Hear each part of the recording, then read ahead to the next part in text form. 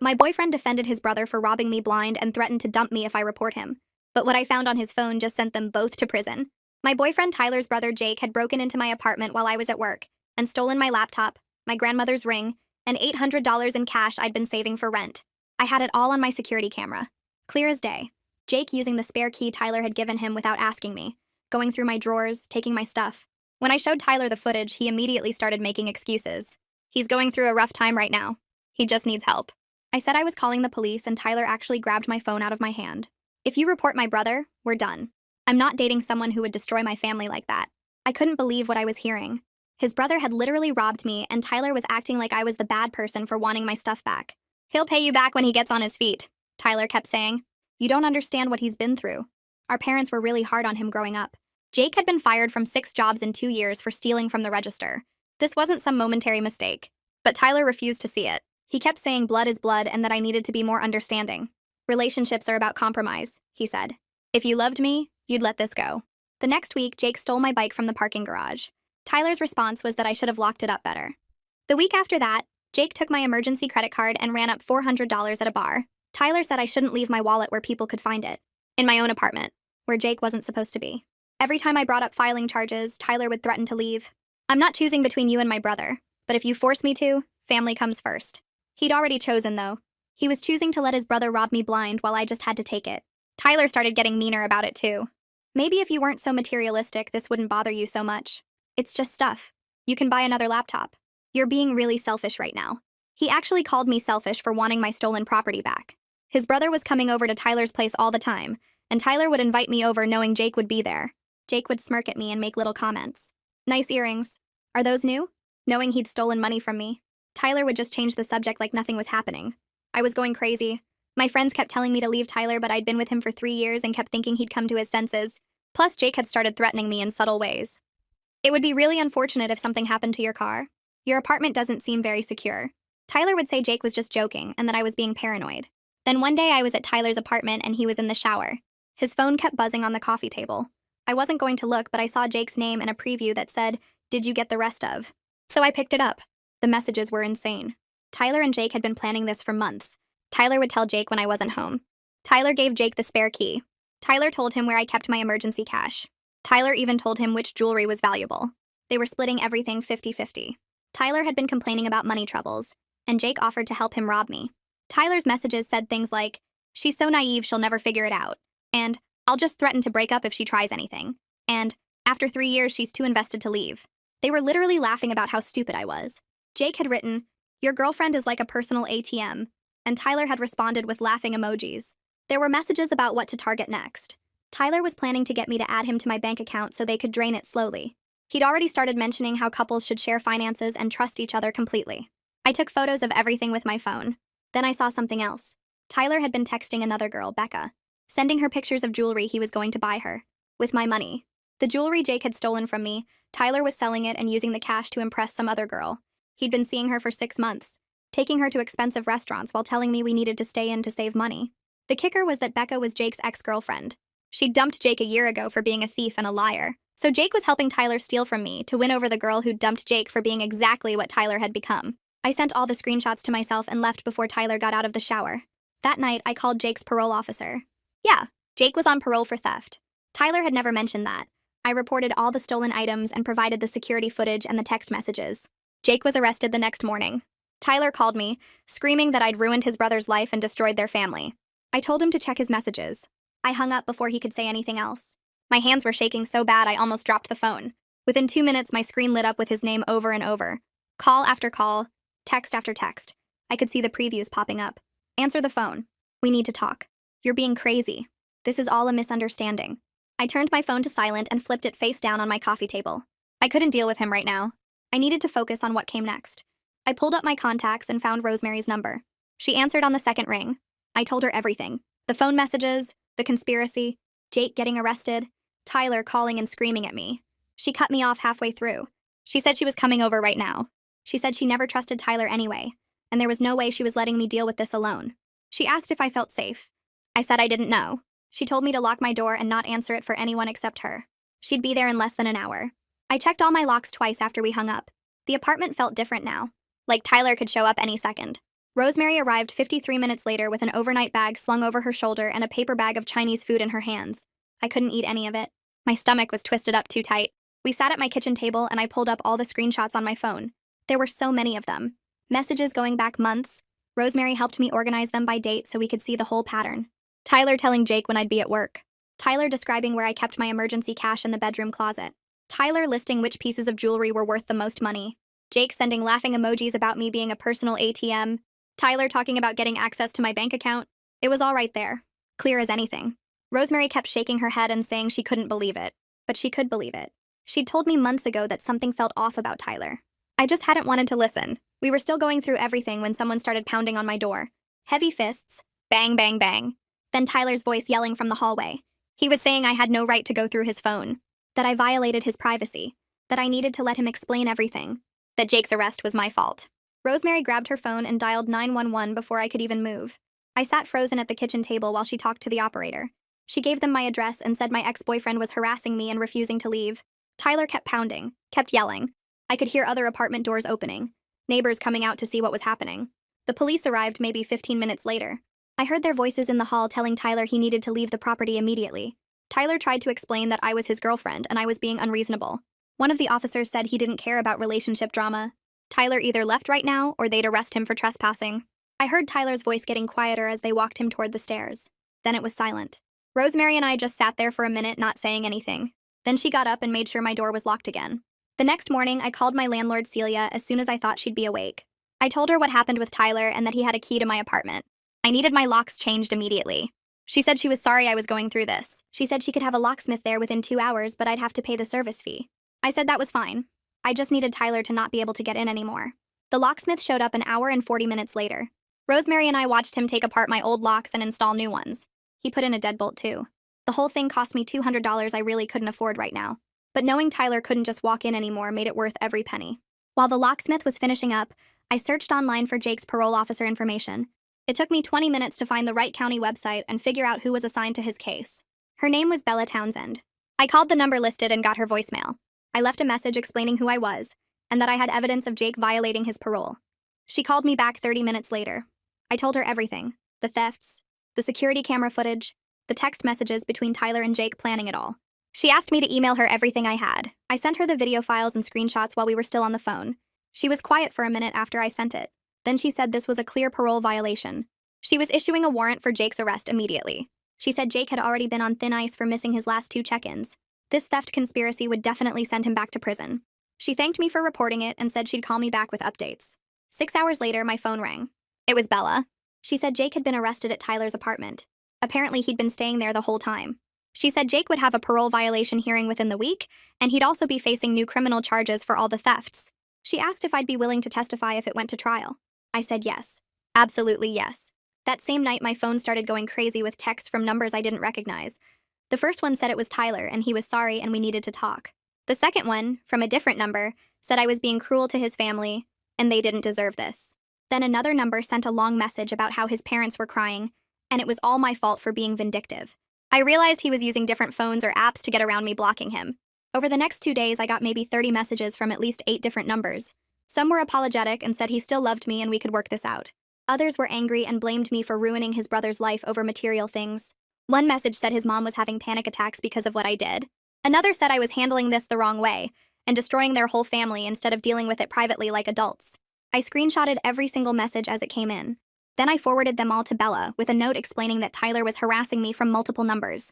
She called me back within an hour and said this was witness intimidation, and she was documenting everything for the prosecutor. She told me to stop responding completely and just keep collecting evidence. She said the legal system would handle Tyler and I didn't need to engage with him at all. I felt relieved hearing that because part of me wanted to text back and tell him exactly what I thought of him.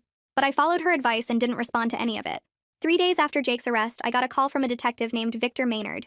He said he was assigned to investigate the thefts, and he wanted to talk to me about filing formal charges against both Jake and Tyler. He said the text messages I'd provided made this a clear conspiracy case, and the district attorney was very interested in prosecuting both brothers. We scheduled a meeting at the police station for the next morning.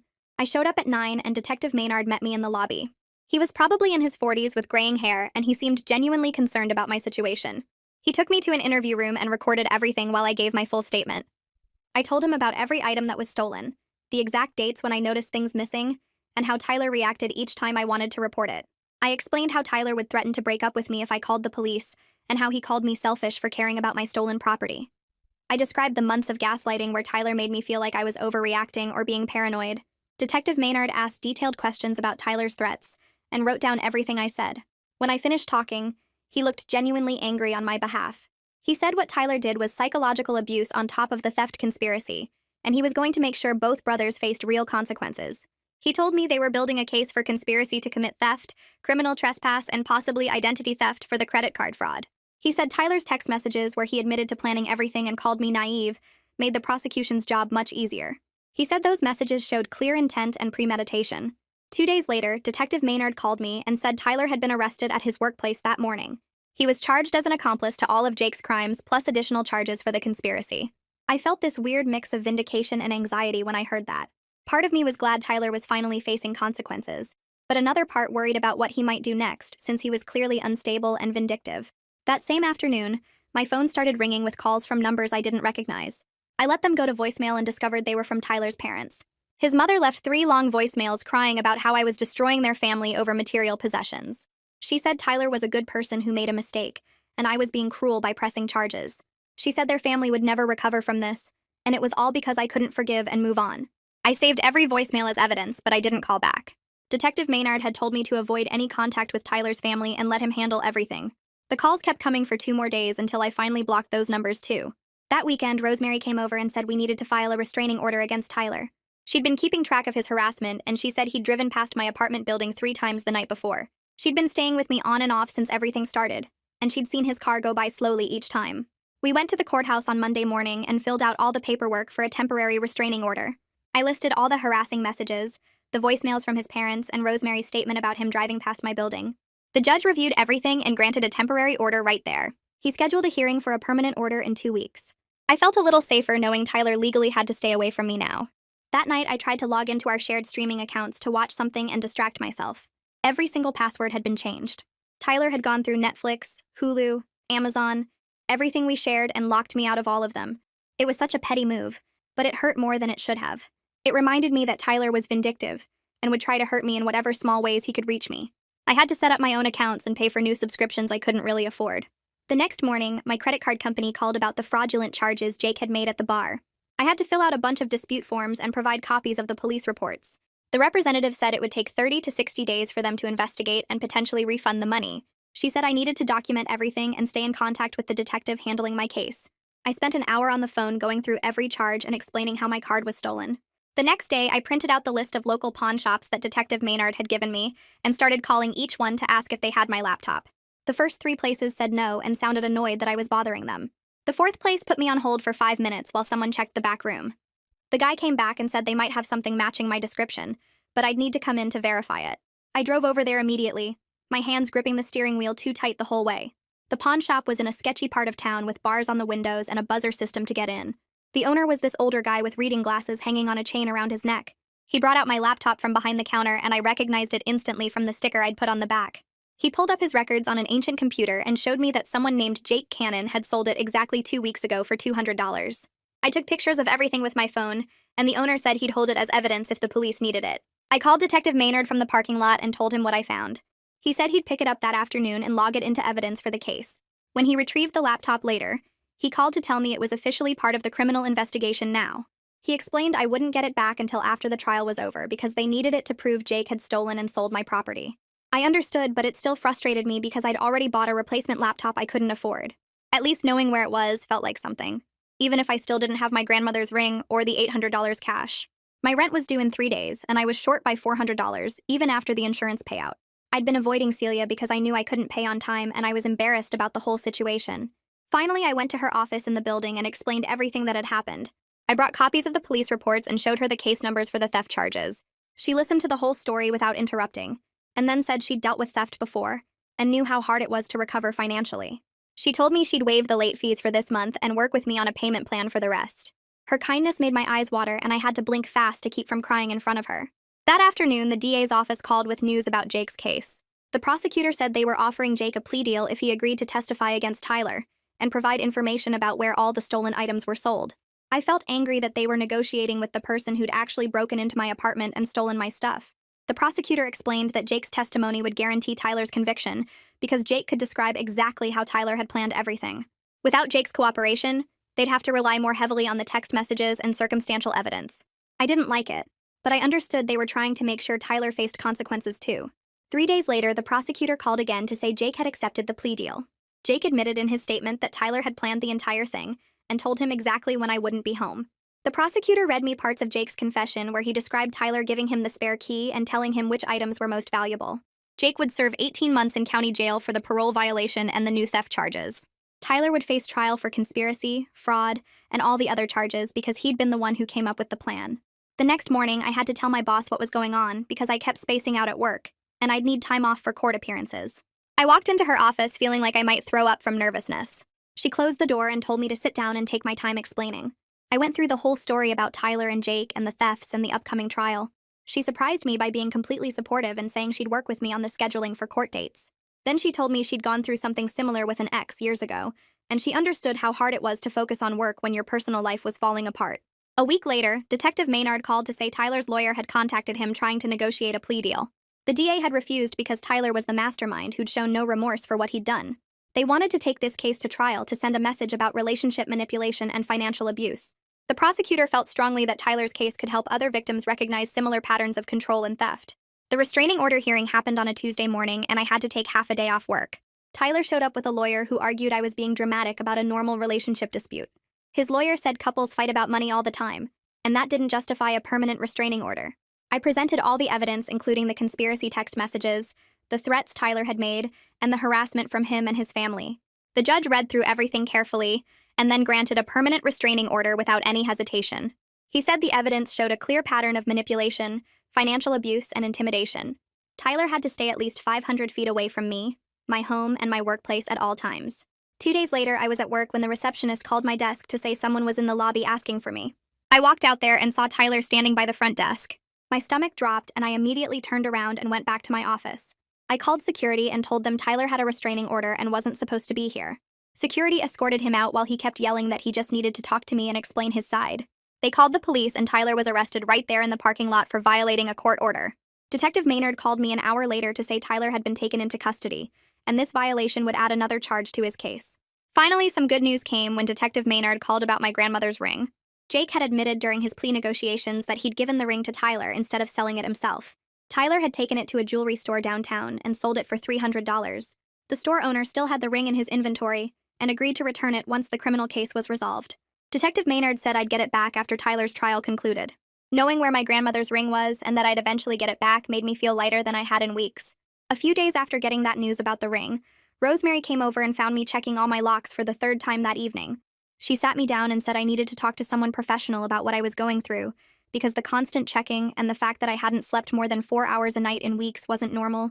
I tried to brush it off, but she pulled up a therapist's website on her phone and made me call right there to schedule an appointment. The therapist had an opening the next week and specialized in trauma from relationship manipulation, which Rosemary had specifically searched for. The first session felt weird sitting in this small office with soft lighting trying to explain to a stranger how my boyfriend had orchestrated a months-long conspiracy to rob me. But the therapist didn't look shocked or skeptical.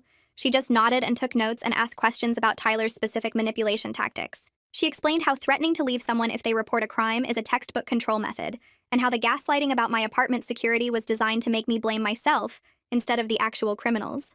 By the end of the hour, I felt like someone finally understood that this wasn't just a bad breakup. It was calculated abuse disguised as a relationship. 2 days later, I got a message request on social media from someone named Liam, who said he used to work with Tyler and had information that might help my case. I immediately forwarded the message to Detective Maynard before responding, and he told me to set up a meeting at a public place and he'd be there. We met at a coffee shop downtown the next afternoon, and Liam showed up looking nervous, but determined. Detective Maynard sat at our table, and Liam started explaining how Tyler used to brag about me at work, but not in a good way. Liam pulled out his phone and showed us text messages where Tyler had talked about how easy it was to manipulate me, and how I was too stupid to notice what was happening. The messages made my face burn with anger and embarrassment, seeing Tyler mock me to his coworkers while pretending to love me at home. Liam said he'd felt guilty about not saying anything sooner, but he thought Tyler was just being a jerk, not actually committing crimes.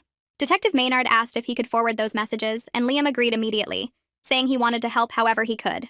The messages Liam provided were even more detailed than the ones I'd found on Tyler's phone, including one where Tyler explicitly discussed his plan to convince me to add him to my bank account and then drain it slowly over several months before breaking up with me.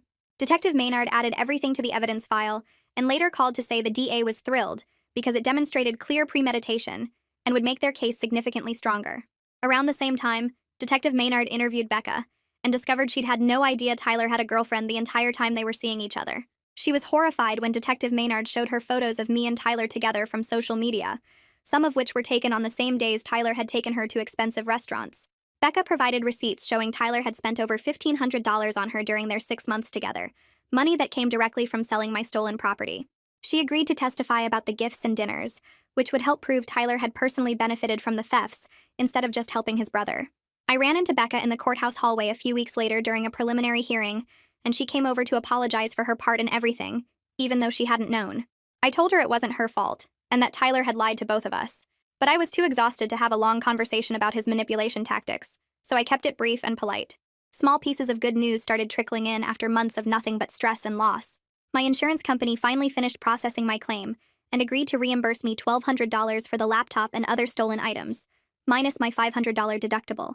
It wasn't everything I'd lost, but getting that check helped me catch up on bills I'd been struggling with and start rebuilding my emergency fund from zero. A week after that, the credit card company concluded their fraud investigation and refunded the full $400 Jake had charged at the bar. Plus, they issued me a new card with enhanced security features and fraud monitoring. These small victories helped me feel less completely violated, like I was slowly taking back control of my finances and my life. The DA's office called to tell me Tyler's trial date had been set for 6 weeks away, and I needed to come in to prepare my testimony. Requested Reds is on Spotify now. Check out link in the description or comments. I met with the DA in her office and she walked me through what to expect, explaining that Tyler's defense lawyer would try to make the whole thing look like a normal relationship dispute about money instead of calculated theft and manipulation. She showed me the kinds of questions they'd ask, trying to suggest I was being vindictive about the affair or exaggerating Tyler's threats because I was angry about the breakup. The DA coached me to stay calm and factual, to focus on the timeline of events and the evidence rather than getting emotional about the betrayal. Over the next week, I practiced my testimony with both the DA and Rosemary, going over every detail of the thefts, Tyler's threats when I wanted to report them, and the moment I discovered the conspiracy texts on his phone. The DA kept emphasizing that I needed to be clear and specific about dates and amounts, and that my calm presentation would be more effective with the jury than crying or showing anger. Rosemary played the role of the defense attorney and asked me harsh questions about why I stayed with Tyler if he was so terrible, trying to prepare me for the actual cross-examination. The DA said I was a strong witness and that my ability to present facts without breaking down would make me credible to the jury. 2 weeks before trial, Tyler's lawyer made one final attempt at a plea deal, where Tyler would plead guilty to reduced charges and serve only 1 year in county jail, instead of facing multiple felonies at trial. The DA called to ask my opinion on whether she should accept it, and I told her absolutely not, because Tyler deserved to face full consequences for what he'd planned and done. I wanted a jury to hear everything about the conspiracy, the manipulation, the threats, and the complete lack of remorse he'd shown even after getting caught. The DA agreed and rejected the plea offer, telling Tyler's lawyer we'd see them in court. 3 days after I turned down the plea deal, Detective Maynard called with news that made my stomach drop. Tyler had tried to log into my bank account online using old passwords from when we were dating. The bank's fraud system caught it and blocked him automatically, then sent me an alert and filed a report with the police. Detective Maynard sounded almost excited when he told me this gave the DA another charge to add for attempted identity theft. Tyler was out on bail and still trying to steal from me even after getting arrested. The DA added the new charge to the case that same afternoon. A week later, I was making dinner in my apartment when my buzzer rang around 7 in the evening. I wasn't expecting anyone and almost didn't answer, but then Celia's voice came through telling me to stay inside and lock my door. I looked out my window and saw Tyler's parents in the parking lot arguing with Celia near the building entrance. His mom was crying and his dad kept pointing up toward my floor. Celia stood between them and the door with her arms crossed, and I could hear her voice carrying up even though I couldn't make out the words. Tyler's parents wouldn't leave even after Celia told them they were on private property and needed to go. His mom kept trying to get past Celia to reach the building entrance. Celia pulled out her phone and called the police right there in front of them. 2 officers showed up 15 minutes later and gave Tyler's parents official trespassing warnings that went on their record. I watched from my window as the officers took down their information and explained they couldn't come back to the property. Tyler's dad was red in the face and yelling something I couldn't hear. His mom kept looking up at my window with tears running down her face. After they finally left, Celia came up to my apartment to check on me. She said Tyler's parents had been demanding to know my apartment number and insisting they just wanted to talk to me about dropping the charges. Celia refused to give them any information and told them they had no right to harass me on property she managed. She updated the building security instructions to include photos of Tyler and his parents, with notes that they weren't allowed on the premises. 2 weeks later, the preliminary hearing happened at the county courthouse. I had to sit in a small courtroom and tell a judge about everything Tyler and Jake had stolen while Tyler sat 20 feet away with his lawyer. Tyler stared at me the whole time with this look that made my skin crawl. His lawyer was this older guy in an expensive suit who kept trying to make me seem like I was being dramatic. He asked why I stayed with Tyler for 3 years if he was so terrible to me. I explained the cycle of manipulation and gaslighting as calmly as I could, using the exact words my therapist had taught me. The lawyer suggested I was just angry about Tyler seeing someone else and exaggerating everything to get revenge. I told him about the text messages where Tyler admitted planning the thefts and called me naive. The DA showed the judge printed copies of those messages, and Tyler's lawyer got quiet after that. The judge reviewed all the evidence, including the security footage, text messages, Jake's testimony, and the bank fraud attempt. He said there was more than enough evidence to proceed to trial on all charges, including conspiracy to commit theft, fraud, criminal trespass, witness intimidation, and attempted identity theft. Tyler's bail got increased from $10,000 to $25,000, and he had to surrender his passport to the court. His parents had to put up their house to make the new bail amount. Tyler's face went completely white when the judge announced the passport thing. A few days after the hearing, Detective Maynard called to say I could pick up my laptop from the evidence room since they'd made copies of everything they needed. I drove to the police station and signed about 6 different forms to get it back. Holding my laptop again felt weird after buying a replacement and getting used to the new one.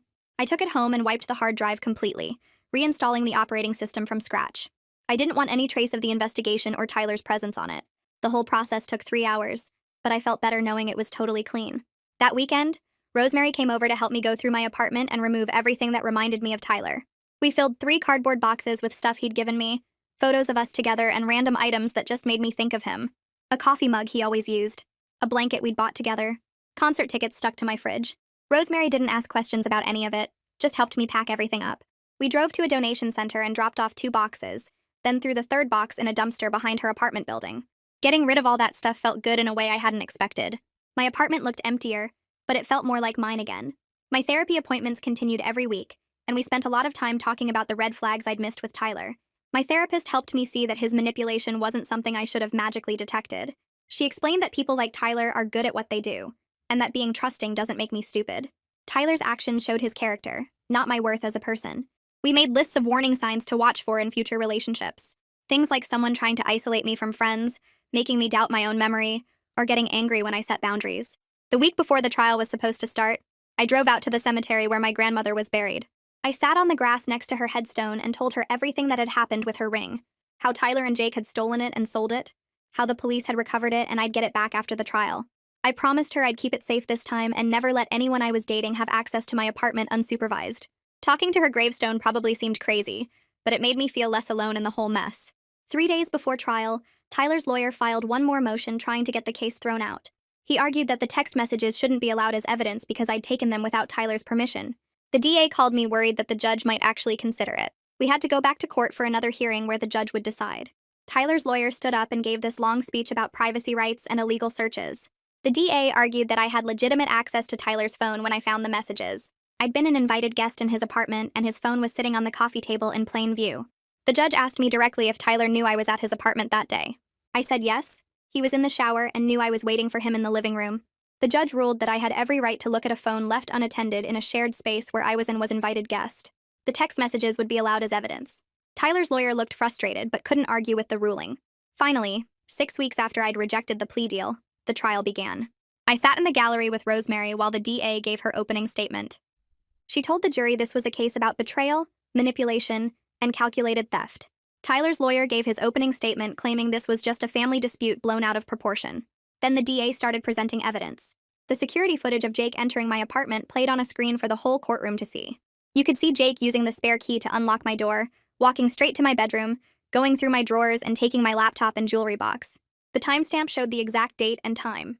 Tyler's lawyer couldn't dispute the video because it was too clear. Instead, he tried to argue that Tyler didn't know what Jake was planning, and that Jake had acted on his own without Tyler's knowledge. The DA smiled and said she'd be presenting text message evidence that would prove otherwise. The next day, Jake took the witness stand wearing an orange jumpsuit with his hands cuffed in front of him. The bailiff removed the cuffs once he sat down, and Jake looked smaller than I remembered, hunched over in the witness box. The DA started asking him questions about his relationship with Tyler, and when they first discussed stealing from me. Jake spoke quietly at first, saying Tyler had come to him 6 months ago complaining about money problems and asking if Jake knew any way to make quick cash. Jake admitted he suggested they could take things from me since Tyler had access to my apartment and knew my schedule. The DA asked Jake to describe how they planned it, and Jake went through everything in detail. Tyler told him which days I worked late. Tyler gave him the spare key I didn't know existed. Tyler sent him photos of my apartment layout and marked where I kept valuables. Tyler even told him my grandmother's ring was worth at least $2,000 and to make sure he grabbed it. Jake said they split everything 50-50, and Tyler would meet him after each theft to divide the money and decide what to sell. Tyler's lawyer stood up for cross-examination and immediately started attacking Jake's character. He brought up Jake's criminal record, his 6 firings for theft, his parole status.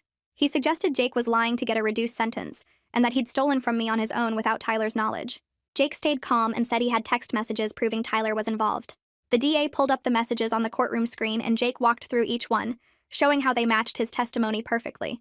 Tyler's lawyer tried to suggest Jake had faked the messages somehow, but the phone company records confirmed every text was real and sent from Tyler's actual phone number. When Jake stepped down, I could see Tyler staring at him with pure hatred, and Jake wouldn't look in his direction at all. Then it was my turn to testify. I walked to the witness stand on shaky legs and put my hand on the Bible, while the clerk asked if I swore to tell the truth. The DA started with basic questions about my relationship with Tyler and how long we'd been together. I explained we'd dated for 3 years and I'd trusted him completely, even giving him a key to my apartment after the first year. She asked me to describe the first theft, and I walked through coming home to find my laptop and grandmother's ring missing.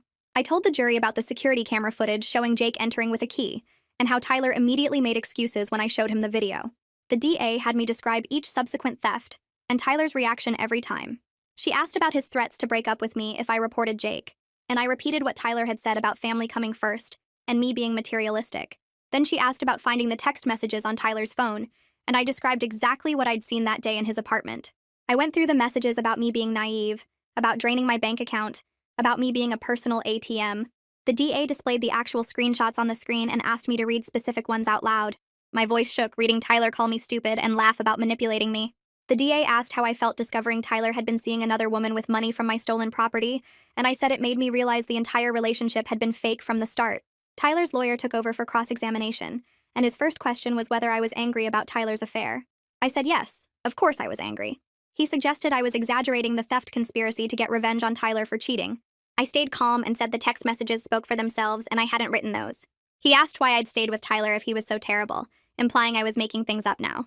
I explained how manipulation works, how Tyler had gradually isolated me and made me doubt my own judgment. The lawyer kept pushing, asking if I'd ever given Tyler permission to take things from my apartment. I said no, never, and he had no right to give Jake a key without asking me. He asked if maybe I'd misunderstood Tyler's text messages and taken them out of context. I looked directly at the jury and said there was no context where laughing about your girlfriend being a personal ATM was acceptable. The lawyer tried a few more questions, but I didn't get flustered, just kept referring back to the evidence. After 3 hours of testimony, the judge finally let me step down, and I walked back to sit with Rosemary, my legs barely holding me up.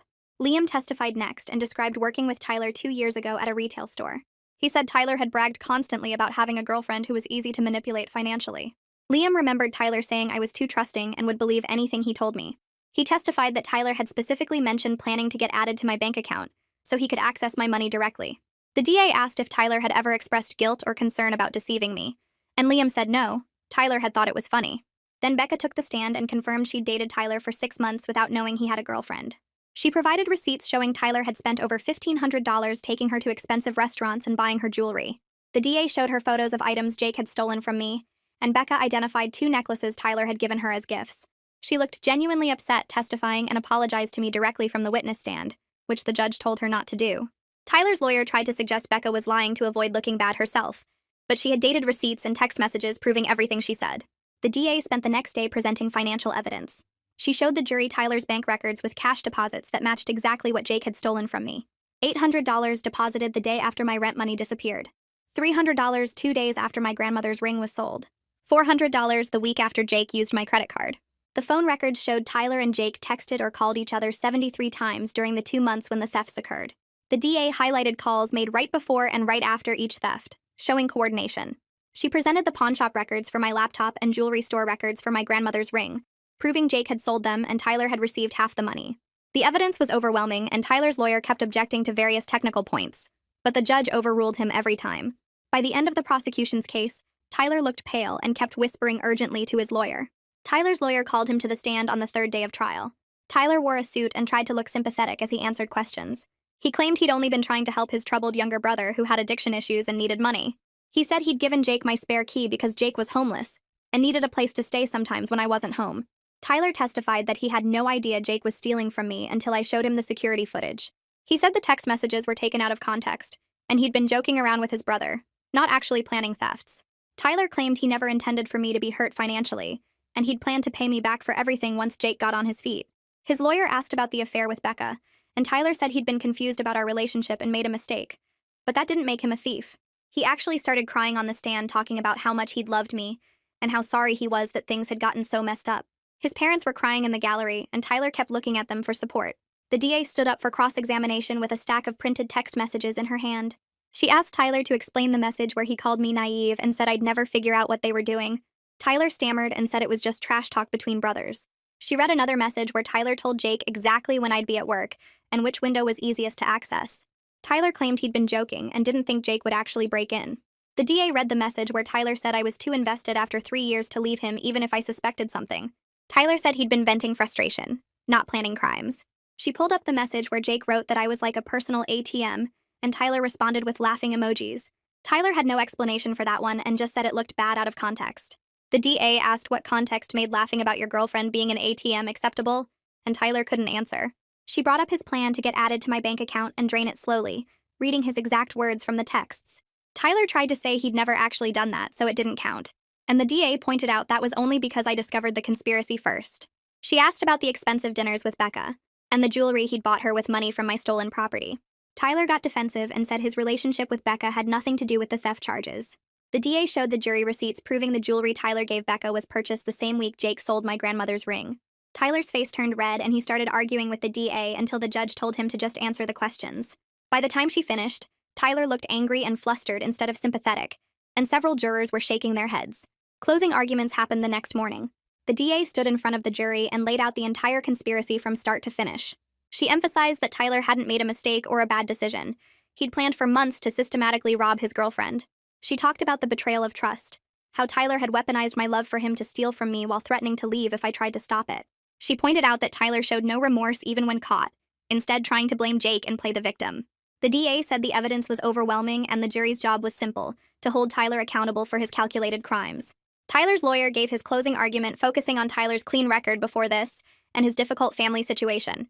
He argued that Tyler had made poor choices trying to help his brother, but hadn't intended to hurt anyone. He suggested the text messages showed bad judgment and insensitive jokes, not criminal conspiracy.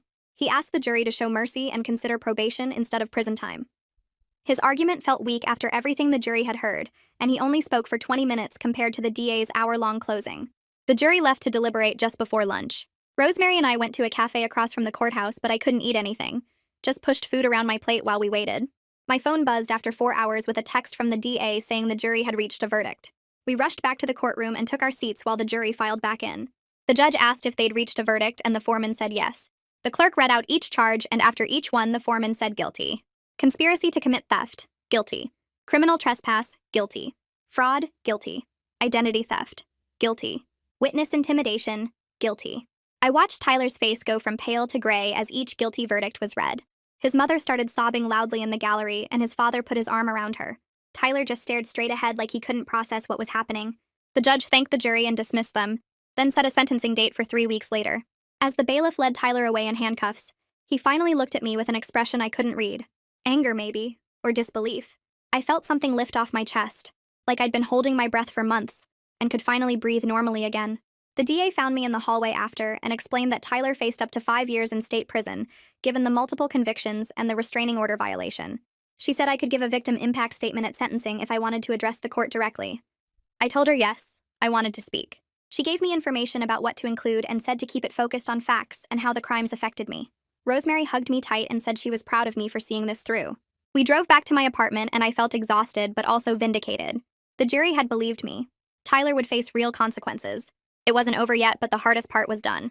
I spent the next 2 weeks writing my victim impact statement. I'd start typing and then delete everything because it sounded too angry or too emotional. I wanted the judge to understand what Tyler had done to me beyond just the money he'd stolen. Rosemary came over one evening and read through my latest draft. She helped me cut out the parts that sounded like I was just venting and focus on concrete facts about how the betrayal had affected my life. We worked on it for hours, editing and rewriting until it felt powerful, but not overdramatic. I practiced reading it out loud to make sure I could get through it without breaking down. The statement ended up being 2 pages long, describing the financial hardship, the emotional manipulation, and the ongoing trust issues I was dealing with. Rosemary said it was perfect and would show the judge exactly why Tyler deserved serious prison time. The sentencing date arrived 3 weeks later. I got to the courthouse early with Rosemary, and we sat in the hallway outside the courtroom going over my statement one more time. My hands were shaking, and I kept reading the same paragraph over and over without actually processing the words. Rosemary squeezed my shoulder and told me I'd do fine, that Tyler needed to hear what he'd done to me.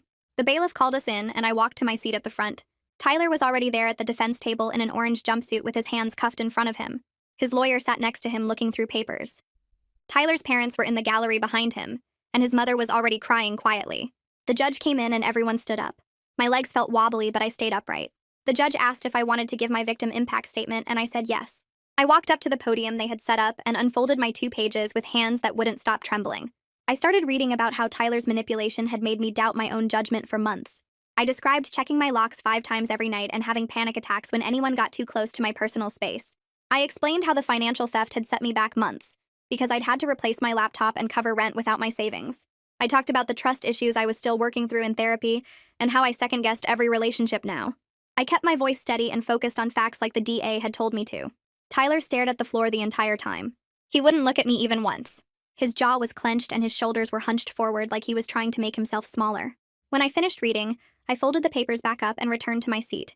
The judge thanked me and asked if Tyler wanted to make a statement. Tyler's lawyer stood up and said his client wanted to address the court. Tyler stood up slowly and cleared his throat. He said he was sorry for what happened and that he'd made terrible choices. He said he took full responsibility and understood he needed to face consequences. It sounded rehearsed and empty. The judge didn't look impressed. She reviewed the charges and the jury's guilty verdicts on each count. Then she announced the sentence. 3 years in state prison with credit for the 4 months Tyler had already served. 3 years of probation after his release. And a restitution order for $4,000 covering everything stolen plus my expenses for new locks and therapy costs. It wasn't the maximum sentence of 5 years, but it felt real. Tyler's mother started sobbing loudly, and his father put his arm around her. Tyler just nodded slowly like he'd expected this. The bailiff came over to lead him out, and Tyler finally looked at me. His expression was blank. No anger or regret or anything I could read. Then he was gone through the side door. The judge dismissed everyone, and I stood up on shaky legs. Rosemary hugged me tight and said she was proud of me. The DA came over and shook my hand. She said the sentence was fair given the circumstances, and the restitution order meant Tyler would have to pay me back eventually. Detective Maynard appeared next to us and asked me to wait a moment. He went to talk to someone at the evidence desk and came back holding a small plastic bag. He opened it and pulled out my grandmother's ring.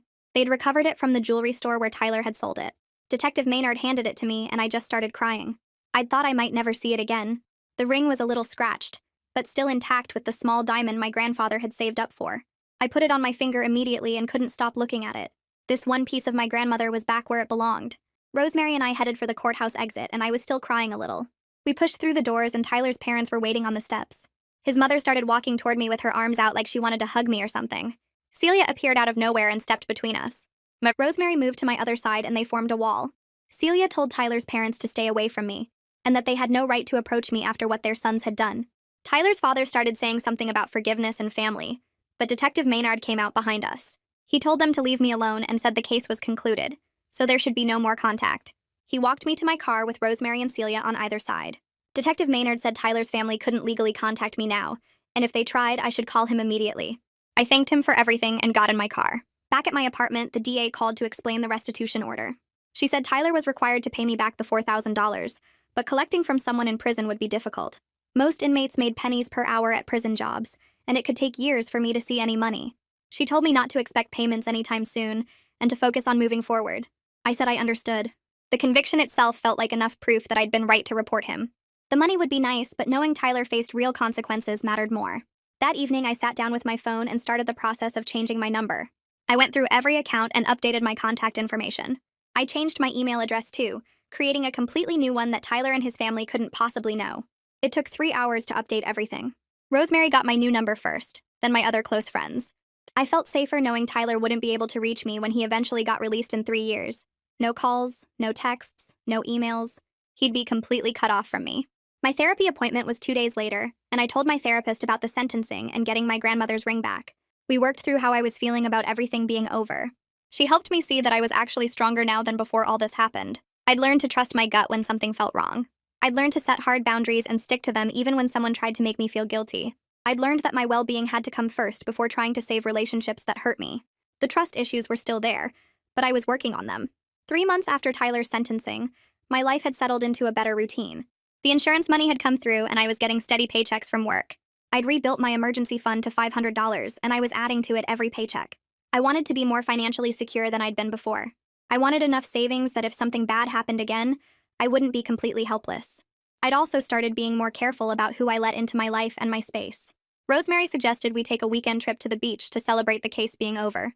We drove down on a Friday after work and checked into a cheap motel near the water.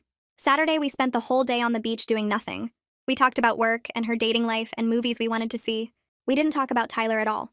It was the first time in months I'd felt actually relaxed. My shoulders weren't tense and I wasn't constantly checking my phone. I realized I was thinking about Tyler less and less. I was focusing on my own future instead of replaying everything that had happened.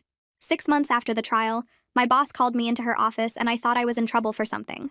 Instead, she told me I was getting promoted to senior associate. She said I'd shown incredible strength and dedication despite everything I'd been going through.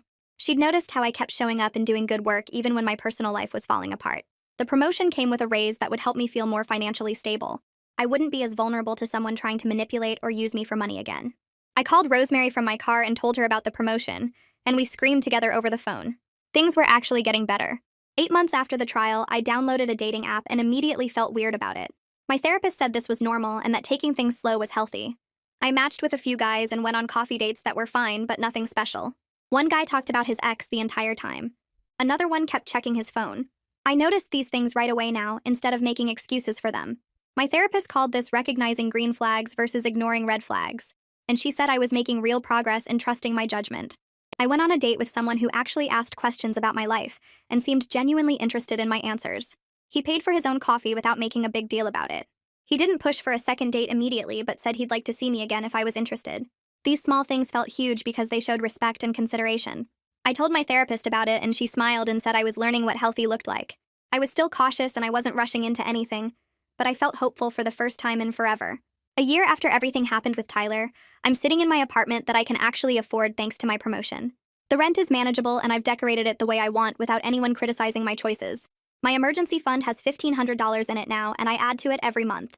Rosemary comes over twice a week and we cook dinner and watch movies. My grandmother's ring sits on my right hand where I can see it every day, reminding me that I got through the worst thing that ever happened to me. Work is good, and my boss trusts me with bigger projects. I have friends who actually showed up when things got